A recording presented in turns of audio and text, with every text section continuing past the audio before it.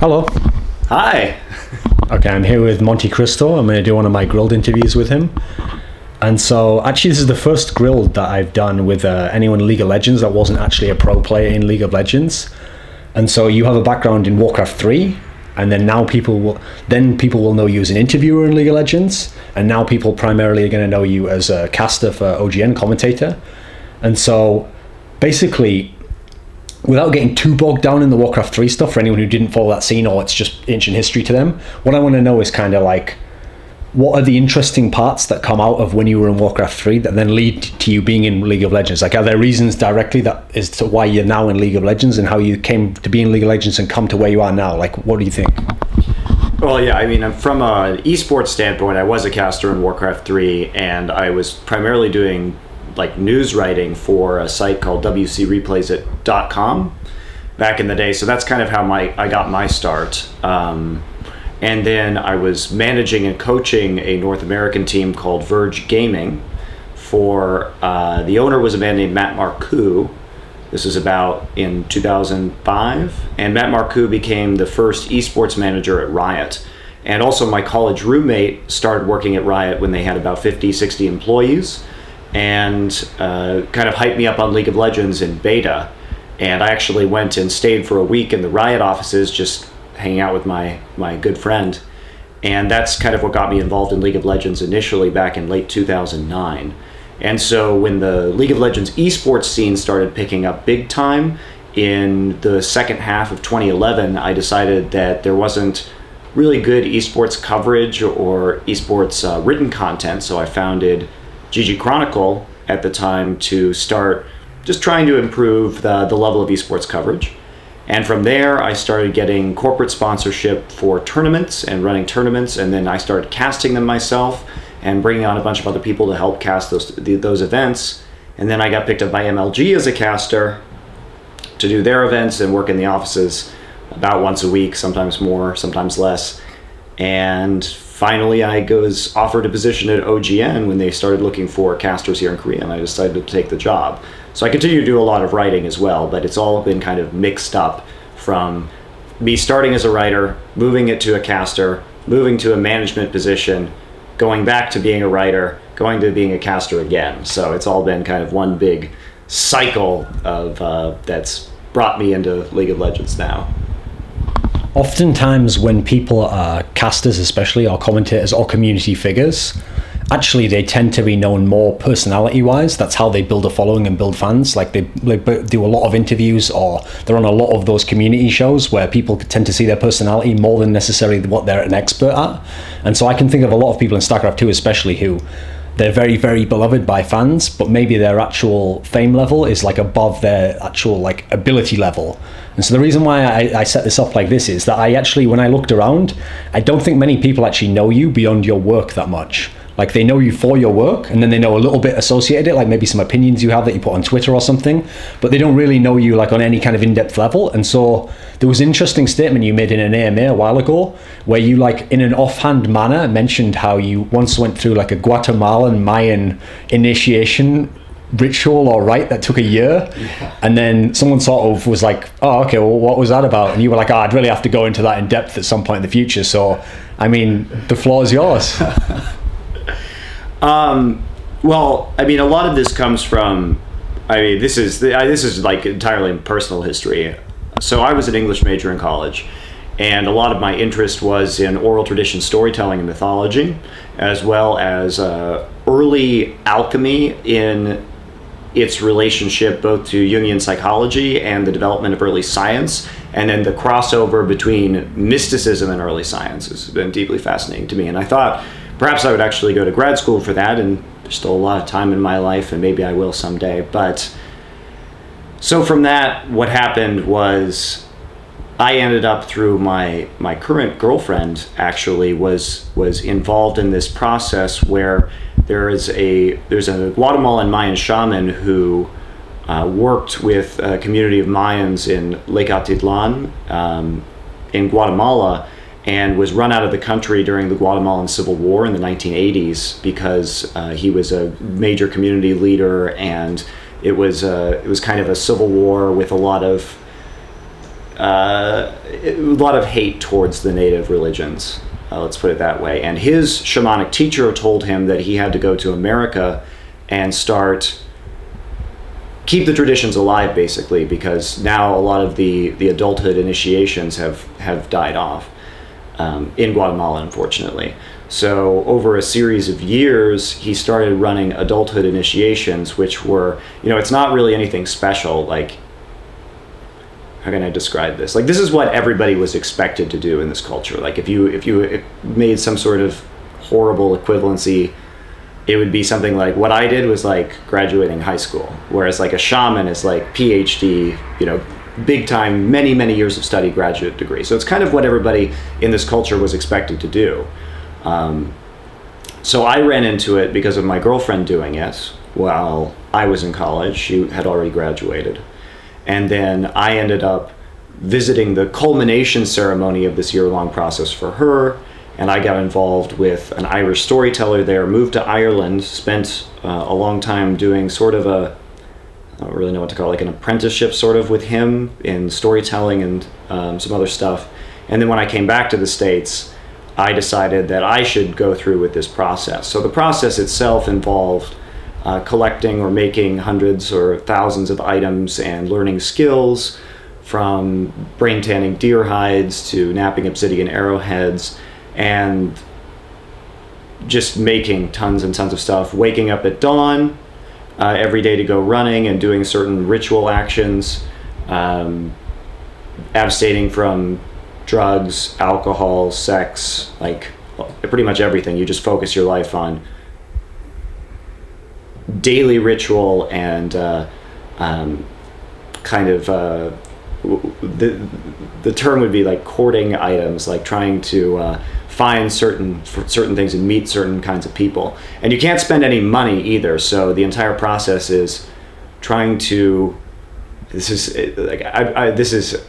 hard for me to talk about this without using specific words, and I'm trying to avoid them because they don't mean anything unless they're in a specific context. But it's trying to convince people to give you things that you need or teach you skills that you have to learn for free.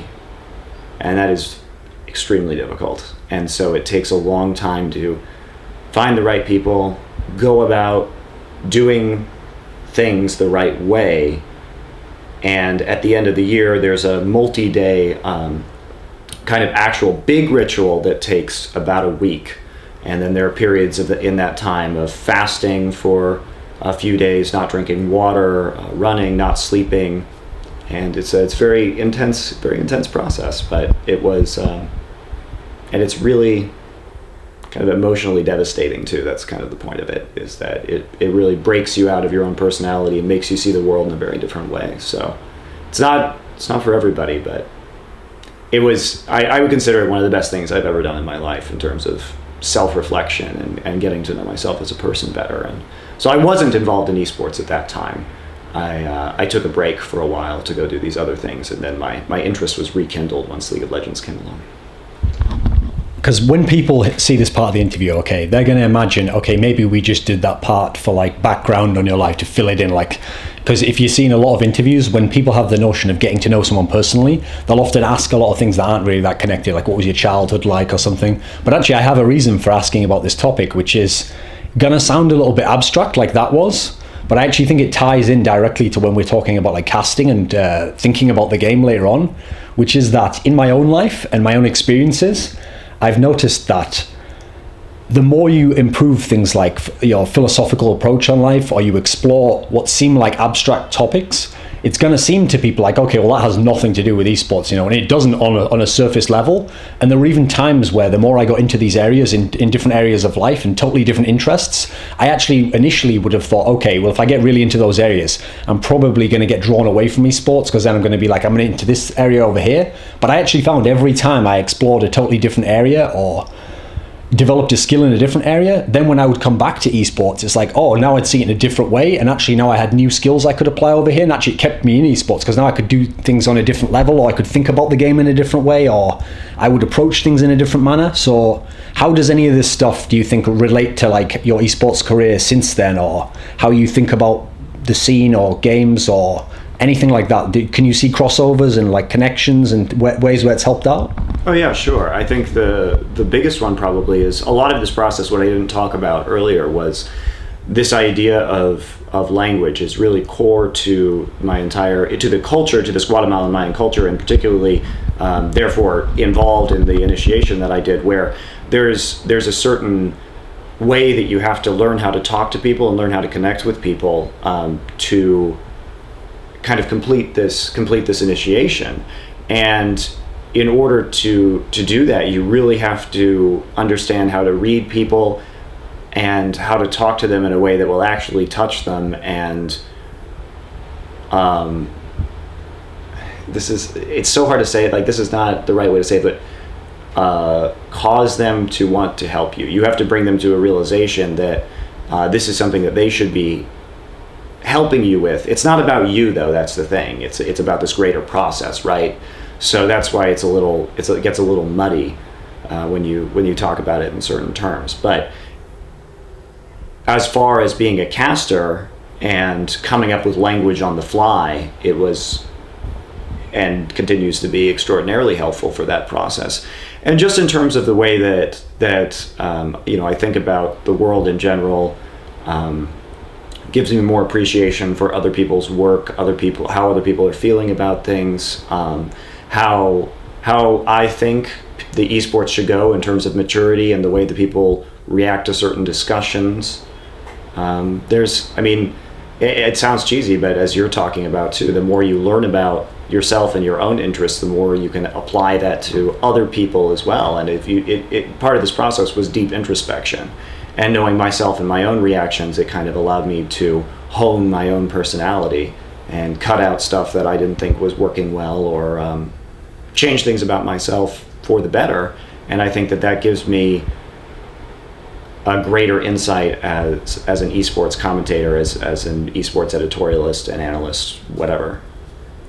Because on a similar topic, like building off the same idea, is that some people are going to look at things like casting or writing articles or any of the auxiliary jobs in esports and think like, oh, well, since that's something someone only might do for 1 or 2 years, it's understandable if they treat it like a job. Like, they do it a certain amount of hours, then they're off the clock, they don't necessarily do a lot of extra research or something. Like, it's understandable if you think about it from that point of view, like a normal job, as to why people might do it that way. But then there is a core group of people, and I've always thought of myself in this way, where there's a certain point in time where you decide, like, no, I'm going to approach this like a craft. Like, I want to improve on it, and not necessarily for a direct result of like a benefit of money or something. Like, I might already have the job that I want, but just for like the satisfaction of like seeing how far I can go with this, or seeing how much better I can get, because like the journey of improving all the time. And so it's like ties into these other areas, because when you look into the other areas, you might think that that's like taking focus away from the esports stuff. But there's like actually a famous saying from this Japanese philosopher and swordsman called Miyamoto Musashi. And it says that if you know the way broadly, then you can see it in all things. And the notion is, the better you get at anything, if you can apply it back over, makes you better at something else instead. So, you must have noticed this in your own career, like improving as a caster, improving as a writer. Yeah, and I think that to go back to the previous question as well, I think that what really helped me is in college, I didn't really try that hard. I went to a good school, I graduated with great grades, whatever, but I didn't really, doing the initiation for me, that is something that took every hour of my time it took every second. It was always something, it was so huge and such an impossible task that there wasn't any time to like slack off. There wasn't anybody standing there grading you. There was just, I had a godfather for the process, but there's somebody on the sidelines just constantly pushing you. And if you can't spend all of your time doing it and working towards it and breaking yourself down, then there's no point to the process, right? And so I find that with esports, that kind of work ethic and the fact that it's a project that is so big and so community driven that I can constantly spend more and more time working on it, and like you're saying, honing the craft. And the deeper you get into something, it teaches you a meta skill, right?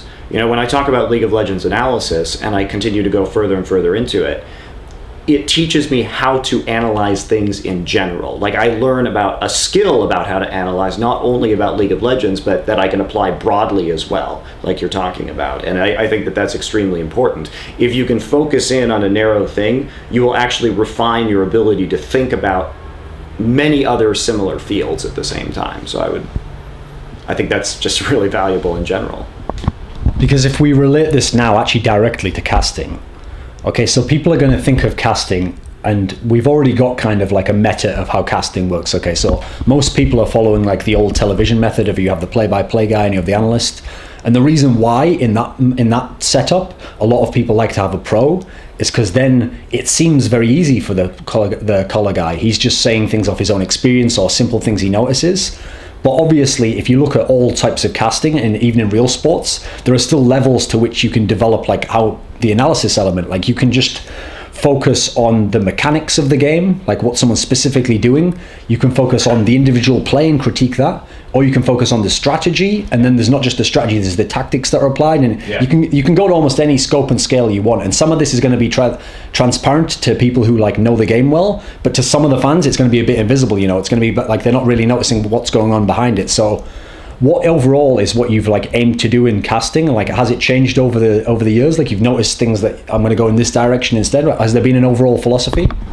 I mean, I was very young when I started doing Warcraft 3 casting. I was only about 18, so I don't think I had really refined myself or my craft really very much at that point. And I'm only 26 now, so it's like I still see a long way to go. And I think that's what coming to Korea a lot has really made me realize, with guys who are like casting legends here who are in their 40s, and there's just so much to learn that they can teach you, and I have great conversations with them.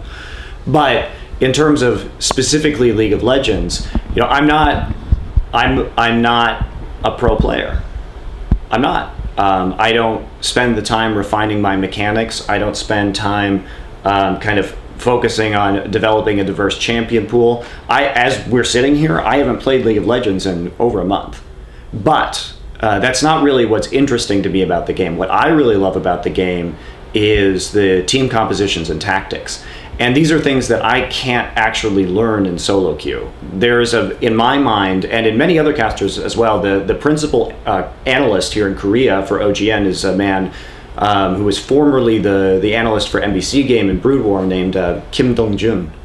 And Caster Kim and I talk a lot, and I consider him to be quite knowledgeable about League of Legends, but he doesn't really play the game either, because we both agree that the professional game of LoL is entirely different than what happens in solo queue. It requires vastly different skills. You don't see the teamwork and coordination. You can't get the same kind of team comps. You can't run the same type of complex tactics. And so really all I do is watch VODs. I watch VODs, I talk to pro players, I talk occasionally to other casters, and I just watch things in slow motion. I look at map movement. When I cast, I would say 80% of the game, I'm just looking at the mini map and the items in the spectator mode. I'm not actually looking at what's happening on screen. That's why it's so important to have a good play-by-play commentator in League of Legends, because I will just miss things constantly. If a gank happens, it doesn't really matter to me how it happens. It matters to a much greater. I wouldn't say it doesn't really matter to me. That's an exaggeration. But I tend to watch those things. But if I miss them, I don't worry about it too much, because I look at what spells are on cooldown afterwards, what the items are, and what the effect of that gank was. So I tend to look at really big picture meta tactics and shifts in the game. And I don't watch pro player streams ever. I just watch VODs from around the world. And so that's my specialty, And there are other analysts too who are much better players than I am, for sure. And they know, my weakness in particular is lane matchups and stuff like that.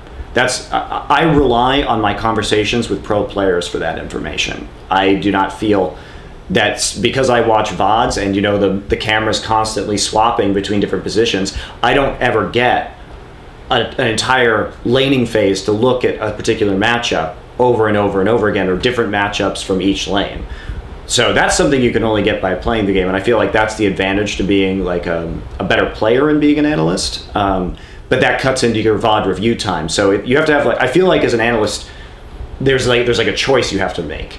You can either be to a certain degree, very good at analyzing like lane matchups and that early stage of the game, and you can give a lot of information to players that they can apply to their solo queue experiences, or you can go entirely for team comps and tactics. Almost nothing that I say about League of Legends, or that I know about League of Legends even, has any bearing to help people in solo queue, really. It only applies to the professional teams.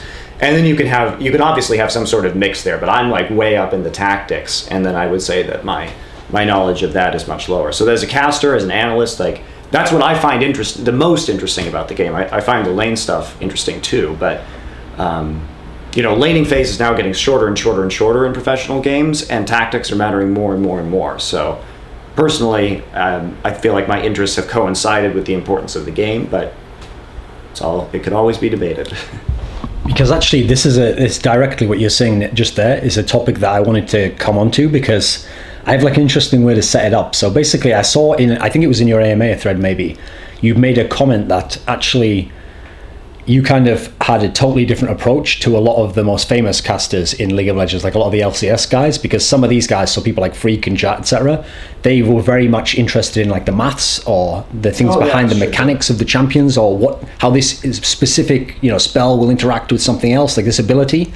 And so this was kind of like the framework that they would set the game up in their mind, whereas you were actually directly saying, no, I'm going for like team composition and how the overall strategy is going to work. And these are like, it's not that one is better than the other. In fact, it's good to have a broad throughout the scene, but it's a different approach. And if you get the different approach, you're going to go in a different direction. So do you have something to say on this topic? Oh yeah, and like Freak's a great example. Freak's knowledge of math. I used to coach Freak. Freak used to be on the Warcraft 3 team that I managed. And I used to cast a lot with Freak for Warcraft 3 many years ago. And he's always been, it's funny, he actually changed his name for a brief time on the team, his handle from Freak to Rain Man, because he was so obsessed with the numbers behind the game. And he's brilliant when it comes to knowing, he would use the math behind the game to win, basically. He would know exactly how many of this kind of unit it took to beat this many unit. He didn't make the most, I would say, as a player, like the most interesting strategic decisions, but he was very precise with the numbers of units and the way he used them, and he was a very good player. And so I feel like that definitely comes out a lot in his casting too, and I find I learn a lot when I listen to Freak, because he knows a lot of the stuff that I don't. I think Jad has actually changed from my perception of him to caring more about like a lot more about tactics these days. But as for their preparations, I don't really know. I mean, what they do to prepare, so I'm clearly not able to talk on that topic. But yeah, I think that there's a lot. You just have to look at the kind of analyst that they are, right? And the kind of analyst that I am is, I feel like I can see team compositions. I can identify goals very quickly. I can see how their abilities will interact and chain together. I can say how they'll need to ward, how they'll need to put map pressure down in order to win the game. Like I look at the conditions it takes for a team to win, and then I critique their actual in-game movement and in-game decisions as to, do they align with the goal? And it becomes very interesting in League of Legends, where if you listen to my casting, the games I get the most excited about are the ones where two team comps have very different goals, and it's kind of like a tug of war to see who's going to get their way in the game. And that's what I find most interesting. Because actually, when you mentioned a couple of answers ago, you mentioned this part about how when you would look at VODs, the style that you would use, you'd be watching the minimap all the time, or you'd be looking at the specific, like what items they've got, basically, for a similar scenario, like seeing what's going to emerge or seeing what can. And actually, this made me think, because actually, when I used to do some color casting, and whenever I would do research in Counter-Strike, like a radically different game, but not, again, a 5v5 game, a game with strategy, when I would... even when I was doing the casting, the way we would do things there was, the person who was the play-by-play caster, rather, he's the one who controlled the camera, okay? So he'd have it on like one thing for a long time, and he'd cast what he saw on the screen, he'd switch to another thing, and he'd kind of have like a slow story mode is how he'd be doing it. But on my screen, I would be constantly flicking through all the point of views, checking who had what health, checking where someone was, because what I was trying to do was like gather all the information, and then using the structures I've built in my mind of how I think about the game. I'm then going to like feed all the information in and try and see like, okay, what can emerge here? What would be the interesting point that in like a minute might happen? You know, like right now, no one knows what will happen. Maybe even the player hasn't thought this is going to happen. But that's where sometimes the thrill would come from in the commentating, because sometimes you might even notice like, oh, I think something's going to happen over here, where even the player might not actually have decided that, but that's an option that's going to be open to him. And when he does it, then suddenly it has a great effect on the game. And so I think this is a component of this style of thinking, though, because it's like it almost gets addictive trying to figure out why or how something could happen. And so the downside to it, though, is it's so interesting when you do it yourself. Like, it sounds boring maybe to someone who doesn't think of the game like this, but that's because it's like you have to build up like a palette of how to think about the game. The more and more you do, the more refined it gets, the more interesting it gets. But then you also have the downside, which is that if you get too good at it, there might be 5 people in the world who you could actually have that conversation with just straight up. Yeah. So how does this sort of relate to your approach? And then also, how do you then translate it to the viewer, you know, like, because there's obviously like a skill there to do that as well. Yeah, I mean, I think that's a really good analogy. And you know, to kind of tie this back to the last one too, it's like, okay, let's say there's a matchup and Shen dies in lane. Well, I may not know, you know, what exactly about that lane matchup caused Shen to die 1v1, but I can tell you how Shen dying at that one time is going to set him, how exactly it will set him behind for the team fights and the kind of big picture tactics that take over after the laning phase. So that's really what I'm like, that I focus on. But yeah, I mean, it is difficult, and in terms of casting, there's always a balance to be had in terms of accessibility versus knowledge. And I feel that, I mean, yes, there are fewer and fewer people that like understand casting as you get to that level. And I feel like a lot of the criticism of me, my perception of it, maybe it's justified. I mean, everybody has their own opinions of casters or their analytical abilities. But when people say that I don't have a lot of knowledge, I think that it comes from the fact that, again, nothing that I say is very relevant to an in-game experience of 99% of players. The things that I focus on only happen. They only occur in the professional scene. So I think sometimes I don't make sense to a lot of people because of that reason, and that obviously limits the level of audience that I think I can appeal to. And yeah, but at the same time, you know, when I first came to Korea and Do and I started working together, we had to have a conversation about what the casting at OGN would be like. And we do not get promotion from Riot in the English language client or on the English language website. You know, the people who find OGN, who find champions, who regularly watch Korean tournaments, they're like the hardcore fans, right? You have to be involved enough in the scene to know that this exists.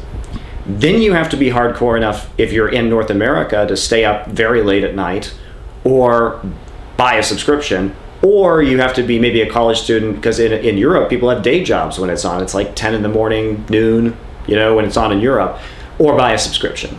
So we knew that due to these circumstances, that the kind of people that were going to be watching Champions were like really, really hardcore League of Legends fans. And so we made a decision to tailor the cast to this audience.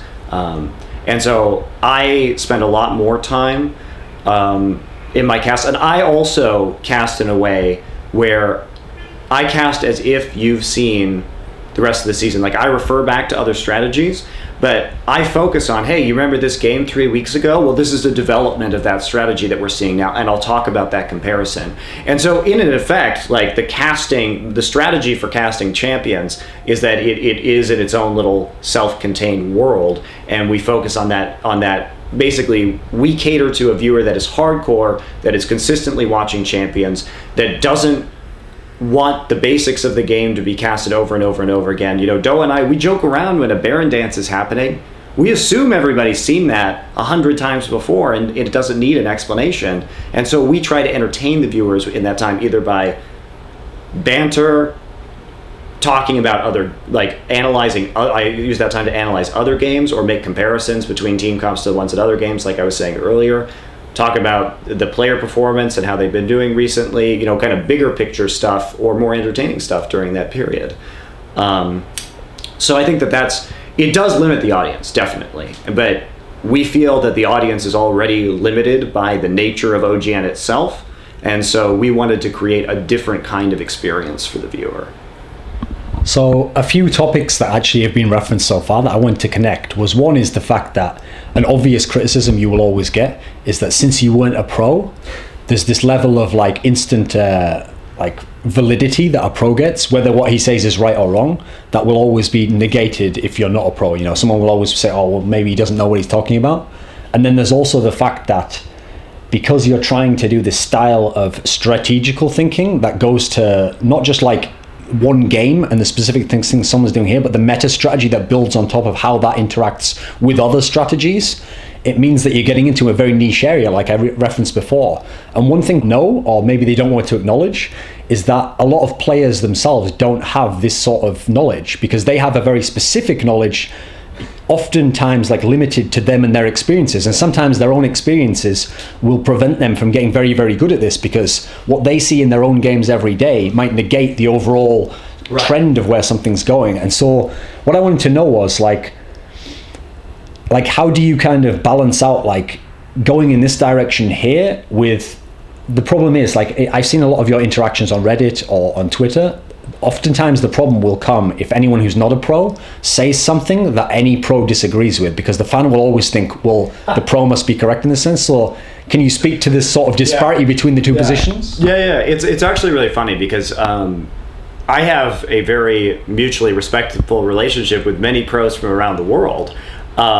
Because you have to look at, there's only a certain amount of time, right, in life. And so the pros have to keep up their mechanics. They have to practice, they have to scrim, they have to work with the same strategies over and over and over again to refine them. And in fact, that limits their ability to actually get a good gauge on the level, on like strategy movement and meta change worldwide.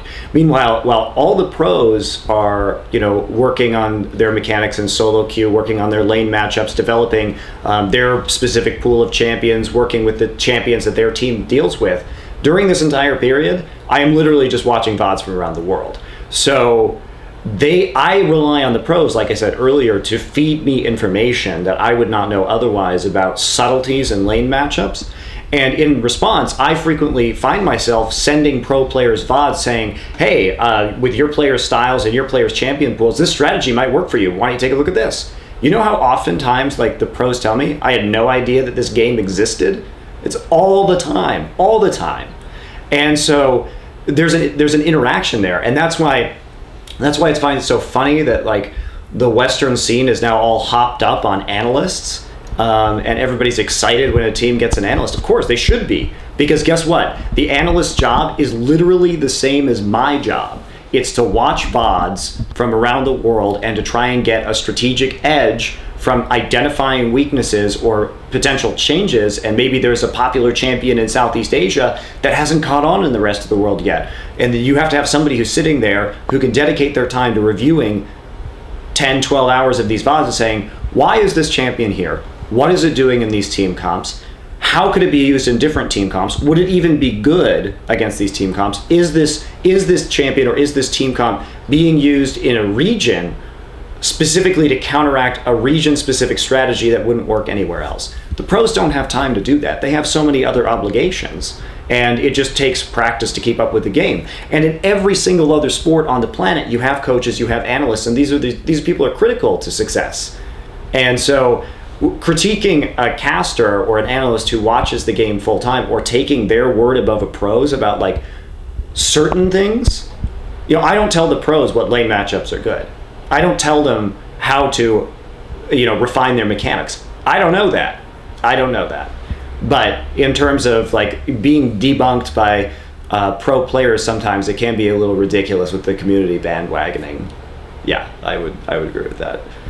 Because I mean, I'm going to lead into talking some more obviously about the Asian scene, and this is going to be where it's very prominent, casting, analysts, etc. Yeah. But to generally lead in as a topic, what it made me think of was I once read this story when people were like anthropologists, were going into South American rainforest type areas where some of the few tribes who were still cut off from humanity or have only had limited interactions with the Western civilization still can exist and still can flourish to some degree. When they would meet these tribes and they would sort of get to know their cultures, as they would get to know the cultures of this tribe, they would find that, okay, so they have an incredible culture, maybe even without written language. They have like oral history that goes back hundreds of years, and they know everything about every plant in their specific part of the forest, and they know every animal, how to catch it, what time. They have an incredible vertical knowledge, the depth. But then the funny thing is, you could say to them, oh, it's interesting, you call this plant X, but actually there's a tribe who's 100 miles up the river, and they call it Y. And then the people's minds would be blown. They would be like, how could you know this? Because to them, they had no concept of horizontal knowledge, like knowing a lot about a lot of topics around and how they connected. And this is basically the same thing we're talking about here. A lot of these pros are experts. Yes. Like there are certain pros, I'm sure, in NA who at their position with certain champions, they could be amongst the most knowledgeable in the whole world, or how this particular interaction takes place. Absolutely. But the problem is that knowledge isn't like spread across every area of the game, because like you're saying, they haven't got the hours in the day to think about this way, and sometimes for their role in the team, it might not have any bearing if they thought about the game in a specific way. And so in real coaching and real games, we have analysts, we have coaches, we have people who study film, and this is their job, is to condense the information out and give it out. Yeah. So when we think of the Asians, we've heard the stories about, okay, TPA had like 5 managers who looked at every little detail and they broke everything down like that. Some of these stories have obviously been maybe exaggerated or built up to be more than they are, but can you give us a realistic idea? If you think of Asia as a whole and Korea as part of that, like really what role does the analyst, what role does the caster play in this role? Is he just watching the games to give them feedback? Is he directly involved in the strategy and the development? What do you think of this? Well, I think it depends on... I think that the role is dependent on a case-by-case basis with the team. Some teams every team has different needs in terms of strategy, and some teams may have analysts who are just there to kind of give the cliff notes about information. Some analysts, like, it's hard to say, because I feel like, let me think of some concrete examples. Let's talk about World Elite. So World Elite has an analyst and a coach named Aaron, who it has been referred to in interviews with World Elite as like the 6th member. So he's integral to their strategy. And in fact, he was just here in Korea like a couple weeks ago doing some scouting of Korean teams, coming to like see and talk to the teams here, and then return with that information to China. And so I would say like he's like way up there in terms of what he does in terms of like integrating with team strategy and team performance. And then there are other organizations that have analysts to a lesser degree. I'm trying to think of one. I mean, it's so situational as to who the analyst is and like how the team reacts to them here. Maybe like old AHQ, they had an analyst and a coach named Scarecrow who seemed like he was less involved with the actual like strategic workings of the team. And it's also broken up into different things. Like, for example, let's take Reach with NaJin. Reach is a very famous, very successful Brood War player. He's not there to tell the players about the game. He's there to shape their mentality. He's been through the KESPA training system. He's there to implement training programs that he knows are effective, because he was like made into a champion by his old team, KT Rolster, right? And so, or KT Magic Ends, or whatever it was at the time when he was on it. So he has a lot of knowledge about like keeping players in a good mentality, how they should be living their lives, how they should practice, how they should analyze their games, because he's living proof, right? So he's a unique resource that KT Rolster has, whereas other teams, say the CJ teams, they've got managers now through KESPA, but before, when they were Azubu, when they were MIG, they have a coach named On Air, and On Air is good about maintaining his player's life, but he doesn't really have, I think, the same insight into mentality that Reach does. But then he has other coaches underneath him that are specific player coaches that help with strategy and stuff like that. Then you have a team like SK Telecom, where they have Koma, who is a former professional LoL player for StarTale, who is now the main like kind of strategy coach for that team. specifically for Faker's SK Telecom team, Judgment Day, which is now the only one. But that's his team. He selected that team, he recruited that team, he coaches that team, and then they also have an analyst named Lies, who I think does more like kind of traditional analytic work in terms of gathering information and presenting it. Actually, because this is something I wanted to bring up, was you just mentioned directly there, the SK Telecom. What was interesting was that the key element of their coaching staff was with the second team. And so when we saw that SK Telecom picked up their teams, okay, initially the storyline is, okay, Reaper has this awesome team he's built from solo queue players. He goes and wins the IEM tournament. And so that's the first storyline. And then it sounds like the typical Korean thing, oh, and then we have a second team as well. You know, maybe they'll swap players in and out of that. Maybe they'll build them up. But actually, from talking to you, it sounds like they had the Reaper team, and that was kind of like the star player built his team how he wanted it. And then the other team was kind of like a management experiment. Like, we will pick the players. We've got our strategy in mind. And this, to I think people in the West, is an alien concept. The players don't even pick who's in the team. Yeah. And I've noticed in Korea in general, this either seems to be like a trend or a growing trend, that actually the management has a huge role in who goes in and out of the team, and that a player might even be very good, but they decide, okay, I think we can get someone better at that position, or he didn't live up to our expectations. And so it's almost more like a real sports franchise we think of, like where they have like cap space and they decide where they're going to bring someone in or out. What do you think about this method compared to the old style like we're thinking of in the West, where the players decide everything? Like, Can the management guys, I mean, presumably in line with what we said before about understanding meta strategy and thinking about the game on a higher level, can they really like put together teams themselves and put pieces in and out, as opposed to just players getting like a group that they enjoy playing with? What do you think of the difference between these two positions? I think it's a much stronger position when you have a series of coaches and analysts and managers, because the other part of SK Telecom that we didn't talk about is that they also have managers. They have the same kind of reach style people who have been in these positions for years, sometimes like a decade. And so they've gone through who knows how many pro gamers, right? And they look for things like attitude, work ethic, ability to be coached in the first place, because you're never going to reach your full potential without some sort of, outside perspective, right? You can't just play in a vacuum and expect to be the best player ever. No one has ever done that in the history of sports, right? So there are a series of managers at SK Telecom too that contribute to this. And in terms of, it's a sticky situation, because in Western teams, I think, I know it's true with some teams. I think it's true with most teams. It's hard to say because I'm not on the inside, but I have heard this is true from specific teams, that it's difficult to remove members because the sponsorships that they acquire depend on certain famous people being part of these teams in order to continue to get money. So that presents a lot of complications. Whereas in Korea, the only thing that matters is that the performance of that franchise. SK Telecom, they're like Verizon. They're like what is it, Meteor in the UK, or these other big telecommunications providers. They are in for branding, of course, right? And part of it is a difference in culture, where the Korean fans only care about winners. Like, literally, they will not care about you until you win champions or post some really, really, really good results.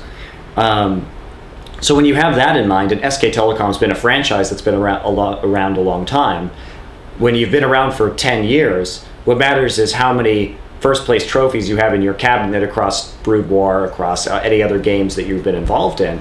And so it becomes much easier just to say, nope, this guy not responding to coaching, he's sneaking out of the gaming house, goodbye.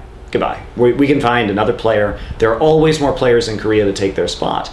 And so when you create a team with a specific goal in mind, where you have some sort of overarching philosophy or strategic guidelines or coaching guidelines, you can actually find players that fit that very well. And not to say that it doesn't come together naturally too, because of course like people will gravitate towards like people, and a lot of the teams that we've seen stick together in the West are because there is a system there that's working. But there's not the same kind of structure that surrounds it that continues to push people to be their best, I think. So I think that the most successful teams, typically, there will always be anomalies, but typically will have this structure where it's you perform or you're out, and the management, in conjunction with feedback from the players, will select new players in order to be part of that team. I just don't see in terms of infrastructure, another way that you could make a better team, because that's kind of been optimized for a long time in professional sports, and there's a reason why it's been around for so long, right? It's because it works. Because actually, to relate it both to real sports, like you mentioned there, and to the Western scene of esports, League of Legends obviously in particular, one of the key problems is, like you're saying, when you do it from an organizational point of view, you actually recruit with something in mind. And so I think of it like, I follow basketball, okay? So when people are actually putting together their teams, when they lose a specific player, they will literally go to the numbers and they'll go, okay, so we just lost 10 rebounds a season there. We either need like a player who's similar to that, or we need like 2 players who can play off the bench and they have this many minutes and they'll contribute. They even mathematically calculate it all up so they know roughly where they're going to be at, and what the potential is.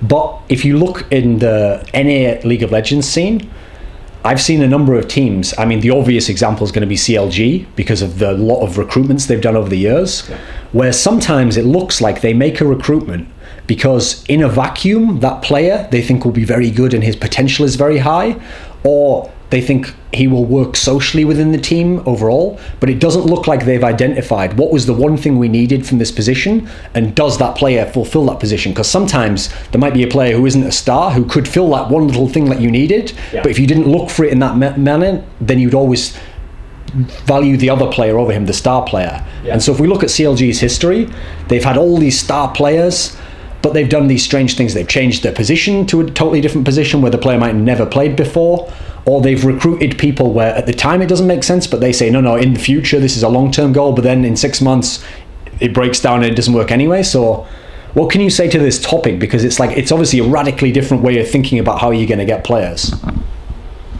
Well, I think CLG hasn't had results, so I think that if you're looking at it purely on results, that maybe CLG should reevaluate the way that they pick players.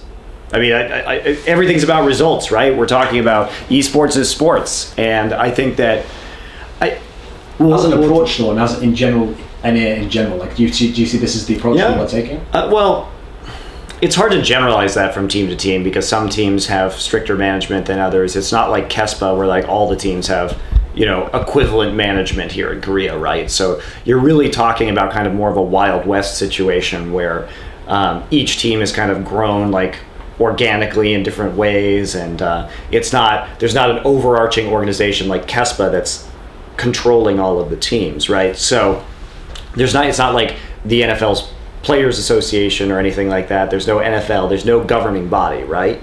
And you can't even really consider Riot a governing body either because there are new teams in the LCS every season. So it's like which team Riot governs in a given season, whereas they can make these changes and there's no rules about it anyway. Okay, let's just get that all out. But in general, I think there are some problems in NA in terms of that kind of selection, but I think that part of the mentality behind that is that also that teams, for whatever reason, whether true or not, I don't know the NA amateur scene, may feel that there isn't a very deep talent pool for people in NA too. So if they feel that way and they need to change a player, maybe they have to say, well, this isn't ideal, but this is the best we feel we can do given the resources available to us. But I agree. I think that finding specific players that can fill your needs are going to be much better, like you're talking about with your NBA example. And it's like with any sports team, it's like if you have a star player and the star player plays a certain way and he's really good at doing that, playing that one way, you just need to surround him with people that will enable him to reach that maximum potential, right? That's how I feel about Moknoon in a lot of ways in League of Legends and certain other players as well, where Moknoon looks bad sometimes, but it's only because he plays an extremely bizarre way that is very good when he has a team that can fully support him in that. And I think we saw that potential big time in Champions Winter when like Moknoon went berserk on everybody and NaJin Sword just went on a roll. So yeah, I would agree with that. It's kind of a rambling response, but I would agree with saying like I do think it's more effective to identify weaknesses and then try and fill them rather than to kind of haphazardly have people switch roles or make decisions that from the outside can seem rather arbitrary. But it's hard to say because I'm not privy to all of the inside information about how those decisions were made in the first place. But from my perspective, they do seem illogical. Because whenever people will cite problems that one scene has compared to the other, I notice one of the problems is they never give any solutions. It's always just, this is a problem, and it sounds like complaining, because it's like, this is a problem, and so we can't overcome it. And so I was trying to think of possible solutions. And so people have made these two claims, okay, which is that the talent scene isn't deep enough in NA compared to Korea, because Korea has this incredible amount of amateur players who are very, very good, etc. And so that's why they can't recruit these players from NA into the top teams. And then that just becomes like okay, well, there's nothing you can do about that. There's just more players there. There's not enough here. So it's like there's nothing you can do to make that happen, because they're making it sound like an organic thing. There's just organically more players in Korea who are amateurs. But I think actually there's like two ways to think of it. Either there's a component where, because they are so quick to move people out and give someone else a chance who has potential in Korea, that's creating more pros over and over. And so now look at the bottom teams in OGN now, or the top teams in NLB. A number of those players used to be top players in the scene, but they're not anymore. That's the point. The players who have actually proven themselves when they got their chance have displaced them and moved them down a bit. And if they hadn't, they'd have disappeared anyway. So it kind of takes care of itself. Not only that, but the displacement of good players from other teams has actually created better amateur teams, because you take that veteran knowledge, and yeah, they may not be good enough for a champions team anymore. They may have been a weak link, or maybe they just didn't work with their teammates. Their teams were a perfectly good player. And so when they drop down into NLB, like you see a team like former AHQ, now Hoon's Good Day, which is going to be in the next season of Champions. Yeah, they barely missed the Champions playoffs, but they had Hoon from NaJin Shield, who had been there since the beginning with NaJin Empire, went down, got his own crew of amateur players, and then raised them up into Champions to nearly make the playoffs and make a second season of Champions in a row. So in a way, it's actually spreading knowledge to the amateur scene. And part of the problem in NA, at least, is there's not a robust amateur scene like there is here in Korea. Like, there are always amateur tournaments here. NLB is a big deal, because the great thing about NLB, actually, and I think the most fun thing about it, is that it starts out as very amateur, right? And then the bottom 8 teams from Champions last season and for the last 2 seasons have dropped into it. So if you make anything less than the semifinals, you end up in NLB with a higher seed. So the amateur teams go at it, they whittle each other down, okay? And then you end up with a situation where effectively NLB is the thing that sets 5th and 6th place for champions, because the final of NLB is effectively, since the bottom 8 teams and champions are in there, you can decide 5th and 6th place that way, which I think is cool. And that also allows an amateur team to start out and then effectively rise into the top 6 positions in champions. I think that's really awesome, and that provides a lot more mobility for amateur teams, and the amateur scene just continues to grow out here too. So it's not like there's nothing regular to play in once you drop out of the highest league. There's always NLB, there's always other minor tournaments as well. You know, we're going to see a lot more of KT Arrows with Mock Noon, even though he's not in Champions, even though he's not in NLB. He's in a tournament right now called AMD InVen Game Experience with a lot of the Champions teams, and he'll continue to get invites to these minor tournaments because it's a KT Rolster team. They're recognized as good. They had a bad day, but they're still going to get regular competition and regular performance. And they'll probably get a lot of scrim time with the Champions teams, certainly with KTB as a sister team, but also with a lot of the other teams, because no one has to compete against them in Champions. So they're going to be an ideal scrim partner. So if we actually just talk for a moment about Korean players in general. So another one of the complaints that people will make is that people either try to say, okay, so because Korea has so many players, they have the luxury of being able to pick out the ones who are very skilled and then fit them into strategy and tactics and stuff like that. Sure. Whereas NA's working with like a few skilled players and then they're putting people in around them. This is one way people describe it. Or people go the other extreme and they try to say, no, there's no difference. You know, the best NA players are just as good as the players from every other region, and that's the infrastructure just making them look better. And so the implication used to be, and I've seen this a number of times, was that before the Korean teams had this super duper infrastructure and all the coaches and everything, that skill wise, when they would play in solo queue with an NA player, they'd be similar. And so really they want to believe, you know, that's what gives the NA scene its potential, or the EU scene its potential. And so what I wanted to ask you was, my basic read from seeing the people who seem like the experts, who know a lot about the Korean scene, like the individual players, is that basically to have good mechanics isn't like an attribute, like a skill set, like, one of my skills is to have very good mechanics. Like, you have to have good mechanics at a base level, otherwise you just simply can't be a top pro, because there's so many people who have the good mechanics that like the other skills will be counted out, because some of them have strategic knowledge as well, or good team play or whatever. Whereas we see in NA, it is the case that people say, oh, that guy has very good mechanics, but this guy has good strategy. It sounds more like a one or the other, or this, that, and they even each other out more. Like, from your experience, is it the case that like the Korean players just as a whole, like everyone has good mechanics? I mean, my observations as a caster are that in general, the Korean scene has a higher level of mechanics than any other scene in the world. Although the Chinese are very close, I would say. They're actually much better.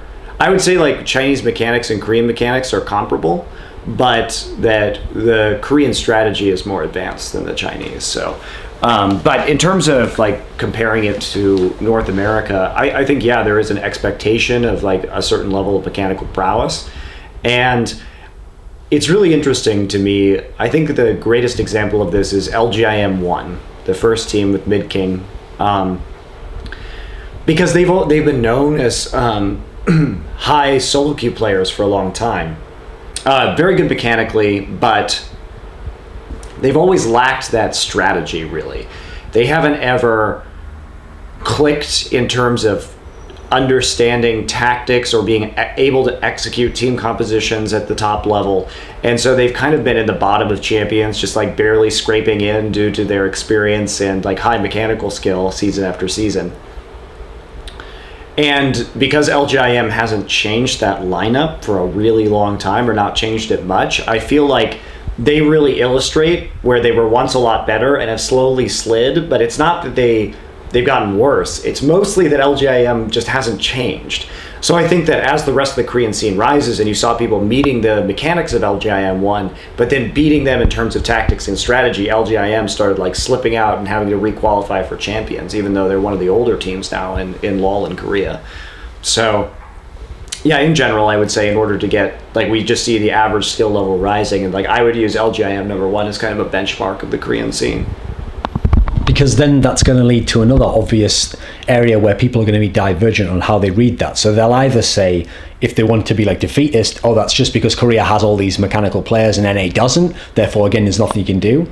Or the other option you can go with is there might be an element to how the Asian scene practice or train, where they're like solidifying good mechanics or like improving the players who are mechanically weaker. And I've actually heard some things about this, so that's why I wanted to bring it up, which is that, for example, in StarCraft, I know that a lot of the players, that's part of what you do in like Kesper teams, etc. You do a lot of drills and you do a lot of things just so that even if you're the top player, you have to make sure that that element of your game is very, very up to date. And it reminds me of real sports, because they'll shoot certain shots over and over, or even if you're the best player in the world, you still do the basic training over and over and over. You never take it for granted that I'm the best, so I don't have to do that.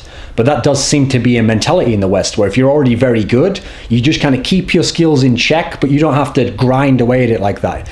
Is it true that they actually have more specific training in that sense in Korea, as far as you know? As far as I know, they do, although I'm not sure about the intricacies or particular drills they do for League of Legends. I just don't know. But I would say that having two teams allows you to drill very easily, just from a theoretical perspective, because then you have two mid laners to drill against each other. You have two bot lane duos to drill against each other. And in other regions where you don't have two teams that at a drop of a hat can really just start drills, you can't just, when you live separately with other teams, when you're competing with them or against them rather on a week-to-week basis, there's something really valuable about being able for your coach to just like kind of get you out of bed in the morning, have serve you a healthy breakfast and say, okay, drill time, we're on CJ Entis, and for example, CJ Entis is a great team to talk about this, because they have Space and Muse. Like, now we see Korean teams actually expanding their gaming houses to people who are substitutes, or even players who aren't substitutes in Korean houses, who are like top level solo queue players who are only there to drill. I know this is true. In fact, MVP had Crumble Cookies, one of like the most like notorious solo queue players in Korea for his raging. He was in the MVP house for a while before they actually announced him recently, and now they announced that he's not going to be in the house anymore. But he was there for a long time, just running drills against the players. That was his entire purpose in the team house. But when you're on CJ Edis, you say, okay, we have Space and Muse, we've got 7 guys on Frost, and then they're going to drill against MadLife and Hermes, and then they can all drill against Captain Jack and Lustboy, and it's like you can just send them in there right after they wake up, warm them up with drills, just say, okay, try trading in bot lane, try just CSing under these conditions. You're going to play this duo pair, you're going to play this duo pair, now go at it. And then you also have them constantly sharing their information about how to play champions. I think that it just increases mechanical skill significantly. You don't have to wait for a scrim. I think a lot of the problems in other parts of the world come from the fact that when you don't have 2 teams living together, you have to wait. So there's like, you have to sit on the internet, and like some guy's eating lunch, and like then you have to wait for him to get back, or like everybody takes a bathroom break and some guy like goes off to check his email in the other house, and you can't control both schedules at the same time. And so that makes it very difficult to train as efficiently as possible, which, considering that every single team in Champions last season had a sister team, I think it's just increasing the competitiveness of the scene in general and makes that drilling and like really raises the mechanics. And then once you have the mechanics of those players, then they go into solo queue, and that raises the mechanical level of all the players in solo queue too, because everybody else is just racing to catch up, right? And there's also a model too. There's something to aspire towards. You can't get to the top of solo queue unless you have better mechanics than, Shy, right? So to talk about some of the actual specific teams from Korea, so an obvious one to start with is Frost, because, okay, so in Europe and the international scene, we all marveled at the fact that Gambit could like never place below top 4. They always got these placings. Yeah. So the idea was, even on their off day, they were so consistently good, they would still at least reach the semis. And so you could marvel at that. It was incredible. But at the same time, they were competing in Europe. They were competing sometimes on an international level. But the idea is, okay, so Frost made every final of OGN. This is the first season where they didn't, and they still made the semis even here. So they had this incredible consistency, but in theory, in like the most cutthroat scene where every season someone else is making a semi-final or making the final or whatever, and you've had a few different champions. So what about this one team in the Korean scene made them stand out above all the others in terms of this consistency? What did they have, or what was different from the other teams that allowed this? With Frost in particular, I mean, they were I think they were one of the first teams to really master team fighting. And in season 2, they could play a long game, and there wasn't as much early aggression at the time. And so that allowed Cloud Templars less ganking, more farming, focus on team fighting in the late game style, much more effective. They were also very strategically sound. I think a lot of that was due to Woong at the time. They just had better communication. I think they had better communication, better team fighting, and they got that because they've been playing League of Legends, most of them, for years now. They were playing on the NA server, and then they were also, the Frost and Blaze were 2 of the first teams on air. Their coach, they were living off of, like, I think Woong's dad is very wealthy, and so he invested, this is what I've heard, is that he invested in the team. Like, they set up like a very tiny apartment, but they were really like some of the first League of Legends teams in the world to move in together and start training in anticipation of the professional scene. So they just had a huge head start, I think, in terms of a structured environment and living conditions, as well as I think their strategies were optimal for that time period. And because they had a huge head start, you have to realize too that I've been watching Champions since its first season, and the Korean scene at one point was not anywhere near as competitive as it is now, before the Kespa teams got in and everything else. And also, I think the critical thing that happened in Champions Spring was that we always had this crop. There's an interesting phenomenon that's happening in Korea right now, and started happening in Champions Spring, which is that we had all these old players who had been playing since beta, since release, Korean players, and they just played on the NA servers. Now, when Champions Spring launched, the Korean server had been around for just like a little bit more than a year. And so all of the really good players that had switched from a Korean MOBA called Chaos or other Korean games, including some Brood War players, there's now an ex-Brood War Kespa player, Grape, on NaJin Shield for this season. They started playing when the Korean server was launched. and then it took them about a year to kind of get their skills up, most of them. And so in Champions Spring, we saw, SK Telecom Judgment Day with Faker, who's just this phenomenal talent, right? Who's very young. It's like 16, 17 years old. And so it just took that time. So we're now getting like a second wave of really high talent players, because it was like hardcore gamers from Korea played it in NA. Then it came to the Korean general population, and now we're getting like some really good up and coming guys too. So that's also boosting the level of competitiveness here in the Korean scene. But in terms of Frost's success, I think the other factors, but frankly now I think Frost is kind of on a downswing and will continue to be for a while, because everybody else is catching up in terms of the infrastructure that they started with. So if we mention Frost, an obvious player that you need to talk about is MadLife. Now, when I see people's opinions, okay, so everyone, the consensus is that MadLife is very good. Well, he's God, is what everyone says. He's a very good player. I think everyone in the world agrees this. But at the same time, I think there are degrees to which people will think of this topic. So some people will think, well, he's God because he plays support, and yet he's carrying from this position. So set it up like that, and it sounds like because he's playing a weaker position or a position that isn't used to carrying, and so it's incredible what he's able to do from that position.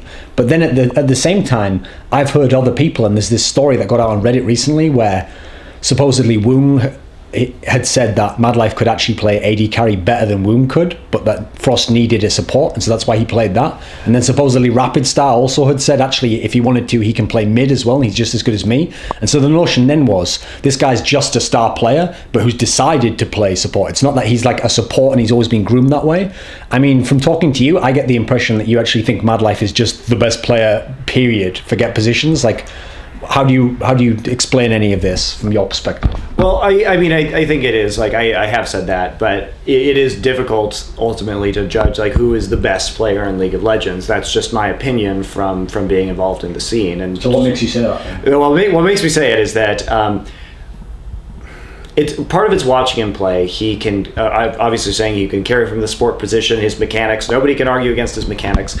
But what really amazes me about MadLife is his decision making. He seems to know the limits of champions that he does things with champions I didn't even know were possible. And so he always knows like that precise limit of what a champion can do in a particular circumstance, and then he hits that limit and doesn't die or like doesn't screw it up, right? And so that's so impressive.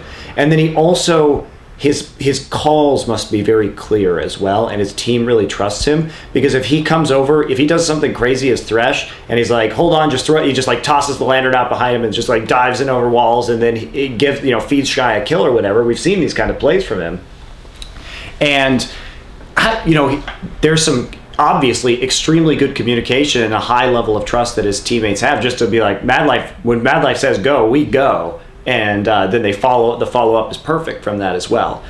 And as I understand it too, his ability to memorize cooldown timers is exceptional. He's able to keep a lot of different summoner and ult timers in his head, so he's constantly checking about that. And if you watch the way Frost plays, frequently they execute plays mere seconds before cooldowns come up. So they will actually kind of ride the razor's edge of like engagements, which is really interesting. And then finally there's his vision control. There's a reason why MadLife's so good at Blitzcrank. It's not just because, and Thresh, it's not just because he has great mechanics and great decision making. It's because he has a knowledge advantage due to the fact that he has exceptional map control in terms of his vision warding as well. And the only other support in the world that can ward the map as efficiently as MadLife is now Mata, maybe, from MVP Ozone. Mata is very good at that as well, but everybody else is second tier when it comes to vision control. So, and when in a strategy game, of course, the more knowledge you have, the better you're going to play.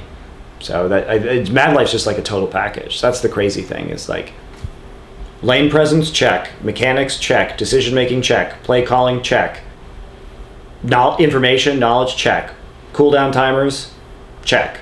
It's like he brings so much to a team just by himself, and it's, I think, to a lot of just kind of maybe less hardcore fans, all of these factors aren't as obvious. Like, they don't see the difference between when MadLife decides to play Blitzcrank and how he decides to ward the map and why that's extraordinary. They just see the plays in lane, and in that case, Sure, there are other great support players who can make the same kind of plays in lane that MadLife can, but they can't do everything that MadLife can, and that's why he's so amazing. Because whenever you talk about someone who's in theory like a genius level player at a game, not necessarily like mentally genius, but in terms of how they play the game, there's always going to be this thing of like how much of it is just their ability and how much of it is like something they've developed through a method. And so I've heard these interesting stories about MadLife where I've heard like he has all the timers written down next to his computer or whatever, so he can look at them and he can remember, and it's reminding him of these things. And then there's also this story that got out where supposedly he uses like a special client of the game where he can play Blitzcrank or whatever, and there's someone else controls the minions, and the idea is like this is like a way of ultra training that beyond just playing in solo queue or something. So is this just like MadLife specific stuff? Do you think these stories, like he's the only one who's thinking of these things up? Is this, are Koreans in general doing these secret training methods, do you think? What effect could these things really have? I mean, I think that having all of the cooldown timers like around his monitor is absolutely brilliant, because as he encounters them in day to day, he will then instantly know, and it just helps him remember for the pro matches. It wouldn't surprise me at all if he did that. I think that's a great training technique, clearly. I've heard the stuff about the client. I don't know if that's true about his special client where like either it just spits minion waves or like somebody else is controlling the minion waves, so he has to try and hook Blitzcrank hooks through minions. It wouldn't surprise me given the fact that he has the most accurate Blitzcrank pulls out of anybody I've ever seen, and there's got to be a reason for that. And it comes down to training. And as for other secret stuff, it's really actually quite hard. This is what a lot of people don't understand. Like, even though I'm here, even though I talk to a lot of these players, the Kespa teams are really secretive. And so they won't even tell you. This is why Korean players don't stream. The Korean players are so secretive, they don't want anyone to even know what champions they're playing. Like, they give out as little information as possible. So when you're talking about these esports organizations that have been training players and have their own techniques or whatever for many, many, many years, over a decade now, I have no idea what they do. And they're not about to tell me. They're not about to tell anybody, really. So it's all very secretive. This topic actually leads directly into another way I wanted to kind of contrast the Western scene. So I'm talking EU and NA here, as well as Korea and Asia, this Asian scene that we think of as having some advantages or they're ahead in certain ways. So when I've thought about the way that players have answered my questions in other interviews, when I talk to the Western players, not only do they try and make it I've noted the mechanics thing I already mentioned before, where some of them might have good mechanics, but it sounded like they didn't think you needed to work on them, you didn't think you needed to drill them, and so as a result you can see on a level the Asian players are higher in this respect, because even the best players are keeping that level incredibly high. There's also this element of like how the individual player practices. So when we talk about, for example, having all these cooldowns of every element, he's already in theory the best support, but he still has all these things, he's putting all this extra work in. I've done some interviews with other players who actually said stuff like, well, that's not that different, people in the West, try and memorize cooldowns, and when we think of overall strategy of the Korean teams, okay, so they have a very specific idea of what the composition's going to do and what it can do and what our objectives are each point of the game. Western teams are going to tell you again, no, we have we know why we picked these champions and we know roughly what we want to do. But again, it sounds like each time they're trying to make like a direct equivalency, whereas really it's getting a bit muddied as it goes over to the West, like they're sort of doing it, but there's not really like a systematic approach to it. In terms of like individual play and the strategical element, is this the case? Do you think that they're sort of doing some of it, but they're not necessarily they don't have the precision in all these areas? I would agree with that from my own observations. I'm not in the gaming houses day in and day out, but from my experiences with both Korean players and being in gaming houses in North America and knowing pro players in regions all around the world, I feel similarly. But like I said, it's hard for me to judge specifically because I'm not there all the time, but that is the impression that I get. So when we talked before about kind of like not just the specific tactics of what you'll do in one game, but the meta strategy of how you're going to sort of defeat, actually Skara talked about this in terms of like you can beat someone conceptually. So just even the concept of what you were doing already sort of beat them before they did it, before you played out the scenario, because you had a better idea of what you were going to do in this scenario. And so even if they do something good in that case, maybe it doesn't work because overall you have the better concept of how to win this scenario. And so an obvious topic to go into now from your job is to talk about this OGN final, Because here we had a team where on paper, okay, Blaze from the whole season, everyone's going to put their house down that Blaze is going to win this final. It's going to go in a certain way where we're all expecting how it's going to go. We kind of know the script, but then suddenly MVP Ozone not only beats them, but like throws like a complete wrench in the works, and everything the day after the final, the whole world just seems different from how League of Legends was played. Like, talk to it from like, not just like individually, this guy had a great kills here, but what was going on a strategic level that could allow this team to just completely derail like the team who were destined to win the whole thing, you know? How technical do you want me to get? As much as you I mean, I'm writing an article about MVP Ozone season, so this will be a lot of repeats, and I talked about this a lot during the cast itself as well. So the big thing was you have Blaze, who's on a 13-game winning streak heading into the finals, the heavy favorites for the tournament, definitely. I said before the finals, I will be happy. I will consider this a good final if MVP Ozone wins one game. That's what I said. And so I believe that that final was won before the games were even played, because the coaching and strategy was so in Ozone's favor from the get-go. And I've since talked to the MVP coaches, and who speak very good English, by the way, and kind of confirmed a lot of what I was thinking about those games in terms of their strategy and analysis. Blaze, before those games, both Blaze and Frost, but mostly Blaze had displayed a really remarkable and innovative way to control minion wave pushes inside the game and to slowly accrue giant minion waves and that's been done for a while. Yes, that's true. But they did it with very interesting picks that allowed them to have an enormous, nearly unbeatable power spike past about 25 minutes if they went even with the team up until then, or even if they were down maybe 5,000 gold. That any more than that would be problematic. But so Blaze had developed a strategy over the course of Champions Spring that grew out of the fact that they had pretty much resigned themselves to losing lane. Captain Jack and Lustboy had a weak laning phase, so they said, how can we deal with this? We have Flame and Ambition, who are just amazing, and Helios, who doesn't have a deep champion pool but can apply lane pressure or some gank pressure with Lee Sin sometimes. But really the key to the wave pressure with Helios was Nasus, and that's why we saw it banned in the finals, that's one of the things I said in the finals, was that this Nasus ban was actually enormously important. And I think that kind of went over people's heads a little bit, because of Nasus is just a jungle champion that allows you to control minion pressure better than pretty much any other jungler in the game at the moment.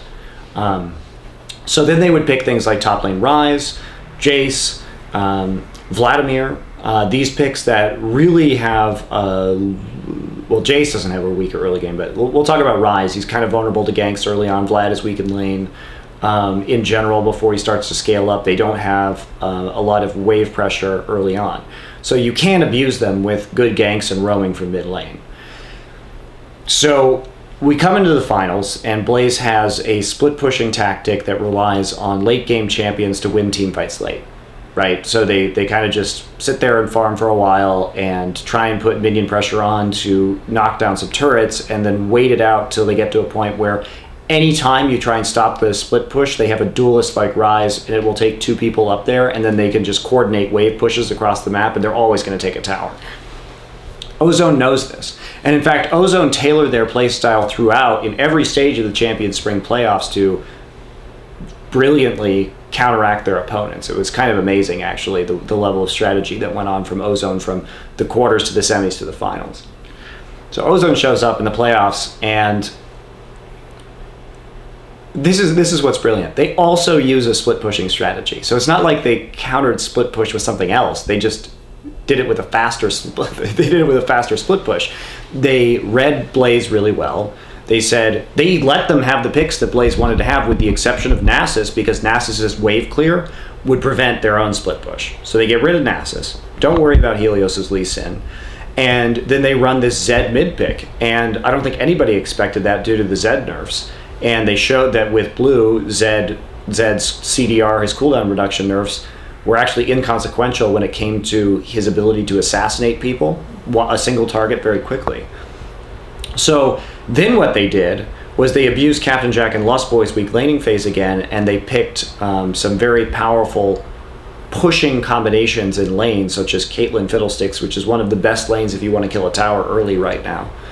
And got the kills in lane still because of either Dade roaming or Dandy's aggressive counter ganking. You'll notice too that Dandy pretty much just follows Helios around the map and just counter ganks the entire time. He's not really putting pressure on, he's just trying to prevent Helios from putting pressure on. Dade starts roaming, they get the mid turret, they get the outer turrets down really quickly. Mata engages in some brilliant forward warding in the jungles, and there's just nowhere they're safe. And they accrue such a big lead, they abuse these late game champions so much that there's no chance of coming back, even though these champions like Ryze have a big late game power spike. And what's funny to me is that Blaze like must have gone entirely on tilt, because after game one, it was obvious that their strategy wasn't going to work, and they didn't have a backup plan. And so what was so funny to me about game two is that Blaze just did their own strategy, like, but more so. Like they set themselves up for an even bigger late game power spike. They bought 3 tiers. The funniest thing is they bought 3 tiers, which of course are items that take time to stack and build over time. So they were in essence surrendering the early game. But with how fast the towers were getting knocked down, they couldn't do that.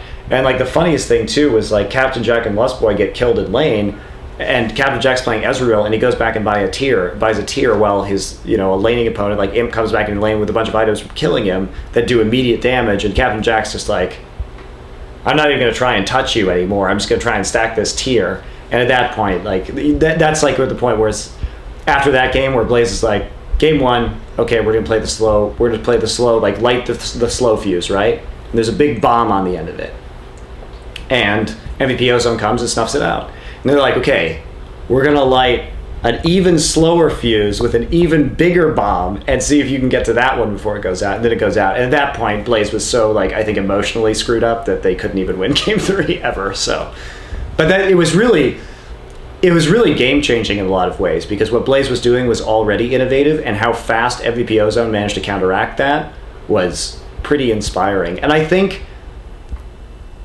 there isn't enough hype about MVP Ozone's win right there. In my mind, in my time in esports, that series is one of the most unlikely series for a team to win or a player to win.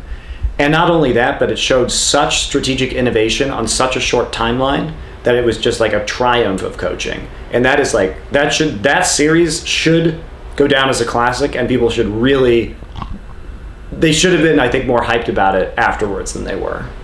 I think it was very important. Because actually, thinking about that, it gave me an interesting idea that I want to run by you, okay? So, since the Korean scene and the best Korean teams are thought of as the pinnacle of what LoL esports is like, and so all their strengths seem so impenetrable, and they're just like as good or better than everyone at every single level, it seems. So the real question comes down to like, what possible flaws do they have? And I was kind of like theory crafting that I think one of the flaws that you can identify is that the teams are so good at preparing and so good at going with their A plan and it working and them executing it exactly right, that so few of them seem either to have a B plan or to be able to adapt when it goes completely wrong. Yes. And so when I thought of some examples, okay, so you had Frost in the World Finals. In theory, they got to see what TPA was going to do, because TPA went all out to beat M5, and so they get to see what happens in the semi-final, but they still can't beat them in the final. They can't adapt or come up with something to defeat the TPA style. Then you go forwards. NaJin Sword runs through OG and Winter, yeah, and Frost isn't able to figure out a way to beat them in the final. They get pretty much crushed. You had the Katowice event, the IEM event, where Gambit kind of had an interesting approach to playing the AD carries of Blaze and Frost, and even then, when you could see what had happened to the sister team, they still couldn't figure out, for that event at least, how to come over it. So it sounds like they can adapt, they can't do it in the game at the time or immediately. Is there something about like the mindset, do you think? What do you think of this topic? Well, Blaze and Frost have always been bad at adapting. Like, that's just a weakness of theirs. They've got strong fundamentals. When they typically like innovate a strategy, and then they just wait for someone to kill them until somebody figures it out.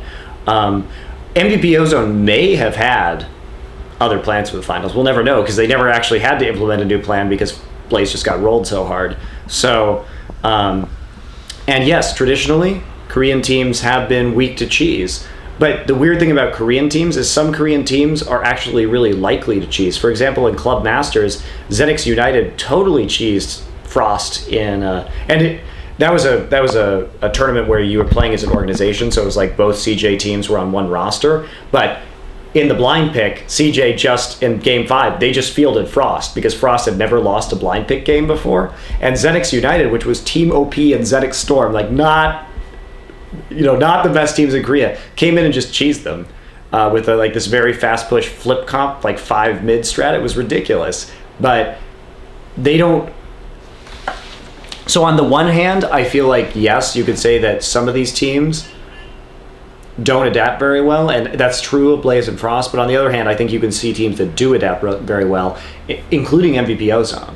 And I think the jury's still out onto whether they can adapt within like a couple days, or whether they can adapt very well from game to game. But I think there is definitive proof that they can adapt from week to week very dramatically, as we saw through the Champions Spring playoffs. And I would say Sword shares some of those characteristics as well. But MVP Ozone is by far like the most adaptable team from week to week that I've seen so far in Korea. So I think it's just more of a team by team thing rather than a specific like Korean thing. But maybe they like Korean culture, maybe they get locked in a certain mentality or whatever. But I think it's hard to tell. So to talk now a bit about the Chinese scene, because I mean, it's obvious to talk to you about the Korean scene because you're so involved in it, and at the moment they seem to be on top.